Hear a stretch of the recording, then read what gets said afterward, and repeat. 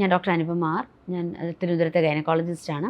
നമ്മൾ നേരത്തെ കഴിഞ്ഞ എപ്പിസോഡിൽ സൂചിപ്പിച്ച ഒരു 4 തൊട്ട് 7 വരെയുള്ളൊരു കാലഘട്ടത്തിൽ ഗർഭിണി എന്തൊക്കെ ശ്രദ്ധിക്കണം എന്നുള്ളതാണ്. ഇനി 7 കഴിയുമ്പോൾ 7 തൊട്ടൊരു 10 മാസമാണ് വളരെ പ്രാധാന്യമുള്ള മറ്റൊരു കാലഘട്ടമാണ്. ഈ സമയത്താണ് കുഞ്ഞിൻ്റെ വളർച്ച, അതിൻ്റെ വെയിറ്റ്, തൂക്കം, ഭാരം വയ്ക്കുന്നത്, കുഞ്ഞിന് ചുറ്റുമുള്ള ഫ്ലൂയിഡിൻ്റെ അളവ്, കുഞ്ഞിലേക്കുള്ള രക്തയോട്ടം, ഇതെല്ലാം പ്രാധാന്യമുള്ളൊരു കാലഘട്ടമാണ്. ചിലപ്പോൾ നമ്മൾ പലപ്പോഴും കേൾക്കാറുണ്ട് 8 മാസമായിട്ട് കുഞ്ഞ് വയറ്റിൽ കിടന്ന് മരിച്ചുപോയി എന്നൊക്കെ കേൾക്കാറുണ്ട്. അതിനൊക്കെയുള്ളൊരു സാഹചര്യം, ഒരു പ്രോപ്പറായിട്ടുള്ളൊരു കെയർ അമ്മയ്ക്ക് ആ സമയത്ത് കിട്ടാതെ പോകുമ്പോൾ സംഭവിക്കാവുന്നതാണ് അതൊക്കെ. ഈ ഒരു സമയത്താണ് അമ്മമാർ ശ്രദ്ധിക്കേണ്ടത്, ഗർഭിണികൾ ശ്രദ്ധിക്കേണ്ടത്, ഒന്ന് നന്നായിട്ട് ആഹാരം കഴിക്കുക, നന്നായിട്ട് വെള്ളം കുടിക്കുക, ഏതെങ്കിലും ആവശ്യത്തിനൊക്കെ റെസ്റ്റ് എടുക്കുക, കൃത്യമായ നല്ല ചെറുതായിട്ടുള്ള വ്യായാമങ്ങൾ ചെയ്യുക. പിന്നെ ഒരു സുഖപ്രസവത്തിന് മറ്റ് യാതൊരു തടസ്സവുമില്ലാത്തൊരു സ്ത്രീയാണെങ്കിൽ സുഖപ്രസവത്തിന് സഹായിക്കുന്ന വ്യായാമങ്ങളുണ്ട്.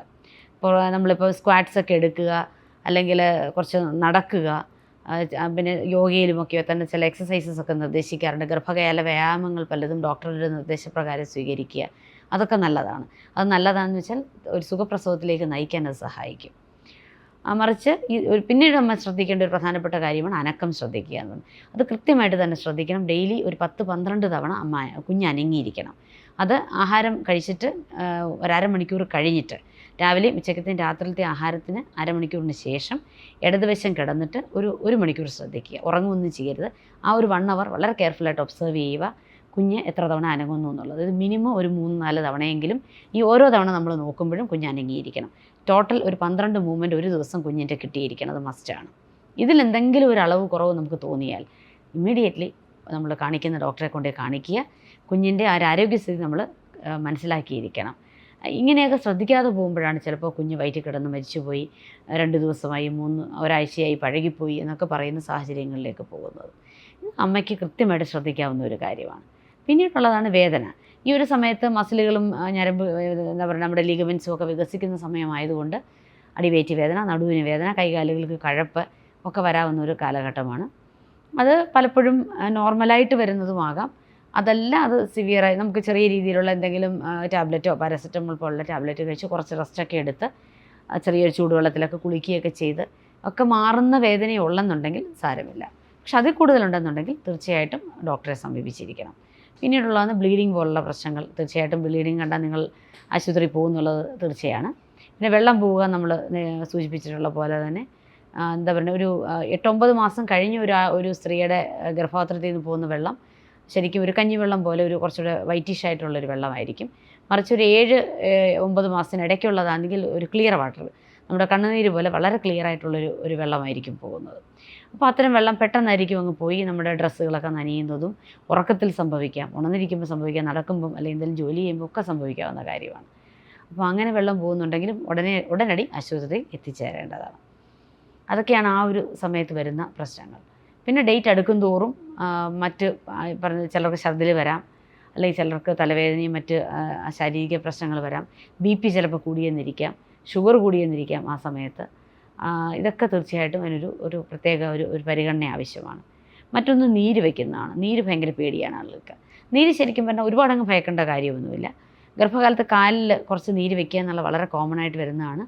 ശരീരത്തിൽ പ്രോട്ടീൻ കുറയുന്നത് കൊണ്ടും പിന്നെ അതേപോലെ തന്നെ കുറച്ച് ശരീരത്തിൽ പ്രോട്ടീൻ അളവ് കുറഞ്ഞിട്ട് കുഞ്ഞിലേക്ക് കിട്ടേണ്ട പ്രോട്ടീന് ചിലപ്പോൾ യൂറിനിൽ കൂടെ ഒക്കെ നഷ്ടപ്പെട്ടു പോകുന്നത് കൊണ്ടുമൊക്കെ അമ്മയ്ക്ക് ശരീരത്തിൽ നീര് വയ്ക്കാനുള്ള സാധ്യത കൂടുതലാണ്. ഇങ്ങനെ നീര് വയ്ക്കുമ്പോൾ BP പ്രഷർ വരാനുള്ള സാധ്യതയും കൂടുതലാണ്. അത് മാത്രം ഒന്ന് കൃത്യമായിട്ട് ശ്രദ്ധിച്ചിരിക്കണം. പിന്നെ മുഖത്തൊക്കെ നീര് വയ്ക്കുന്നു, കൈകാലുകൾക്കും ശരീരത്തെല്ലാം നീര് വയ്ക്കുന്നു, വയറിലൊക്കെ നീര് വയ്ക്കുന്നുണ്ടെങ്കിലും നമ്മൾ സൂക്ഷിക്കേണ്ട ഒരു കാര്യമാണ്. അല്ലാതെ കാലിൽ ചെറിയൊരു നീരുണ്ട് എന്ന് വെച്ച് പേടിക്കേണ്ട കാര്യമില്ല. പ്രത്യേകിച്ച് ഒരു 5 to 6 hours റെസ്റ്റ് ചെയ്ത് കഴിയുമ്പം കാണാത്ത നീരാണെങ്കിലും പേടിക്കേണ്ട ആവശ്യമില്ല. അല്ലാത്ത നീരുകളെല്ലാം തീർച്ചയായിട്ടും ഡോക്ടറെ ഒന്ന് സമീപിക്കുന്നത് നല്ലതായിരിക്കും.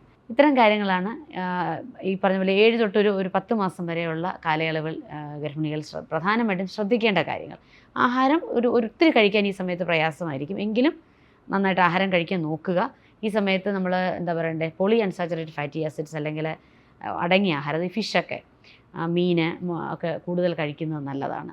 കാരണം മുട്ടയുടെ വെള്ളയൊക്കെ കഴിക്കുന്നത് നല്ലതാണ്. അത് കുഞ്ഞിൻ്റെ ബുദ്ധിവികാസത്തിനും അതിൻ്റെ വളർച്ചയ്ക്കും ആവശ്യത്തിനുള്ള തൂക്കം വയ്ക്കാനും. ഇപ്പോൾ 2.5-3 കിലോയെങ്കിലും ഒരു ഇന്ത്യൻ സ്റ്റാൻഡേർഡ് അനുസരിച്ചൊരു കുഞ്ഞിന് ഡെലിവറി ചെയ്യുമ്പോൾ തൂക്കമുള്ളത് നല്ലതാണ്. അപ്പം അങ്ങനെ തൂക്കം വയ്ക്കാനും ഒക്കെ സഹായിക്കുന്ന കാര്യങ്ങളാണ്. തീർച്ചയായിട്ടും ഒരു കുറച്ചുകൂടെ ഒരു പരിരക്ഷ, മാനസികമായിട്ടും ഒരു പരിഗണന കുടുംബാംഗങ്ങളുടെ ഭാഗത്തു നിന്ന് കൊടുക്കേണ്ട ഒരു കാലമാണ്.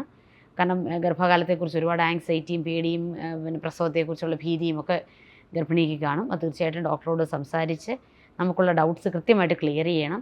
അതുപോലെ ഇപ്പോൾ എന്താ പറയണ്ടേ, പെയിൻലെസ് ലേബർ ഇന്ന് നന്നായിട്ടുണ്ട്. എപ്പിഡ്യൂറൽ അനാൽജസി എന്നതിന് പറയുന്നത്, നട്ടെല്ലിൽ മരവിപ്പിച്ചിട്ട് വേദനരഹിതമായിട്ട് പ്രസവിക്കാനുള്ള സാഹചര്യങ്ങളുണ്ട്.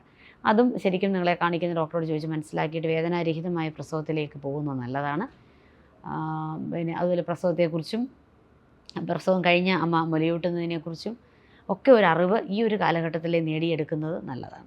അല്ലെങ്കിൽ പ്രസവം കഴിയുമ്പോഴത്തേക്ക് പെട്ടെന്നൊരു ഭീതിയും പെട്ടെന്ന് ആ ഒരു കാര്യം, ആ ഒരു അവസ്ഥയിലോട്ട് പൊരുത്തപ്പെടാൻ വയ്യാതെ മാനസിക സംഘർഷങ്ങളിലേക്ക്, പോസ്റ്റ്മോർട്ടം കോംപ്ലിക്കേഷൻസിലേക്ക്, പോസ്റ്റ്മോർട്ടം ഡിപ്രഷൻ, ബ്ലൂസ് എന്നൊക്കെ പറഞ്ഞ കോംപ്ലിക്കേഷൻസിലേക്ക് അമ്മ പോകാൻ സാധ്യതയുണ്ട്. അതുകൊണ്ട് അതിനെക്കുറിച്ചൊരു മുൻവിധി അല്ലെങ്കിൽ മുൻപേ ഒരു അറിവുണ്ടാകുന്നത് തീർച്ചയായിട്ടും അത്തരം സങ്കീർണതകൾ ഒഴിവാക്കാൻ സഹായിക്കും.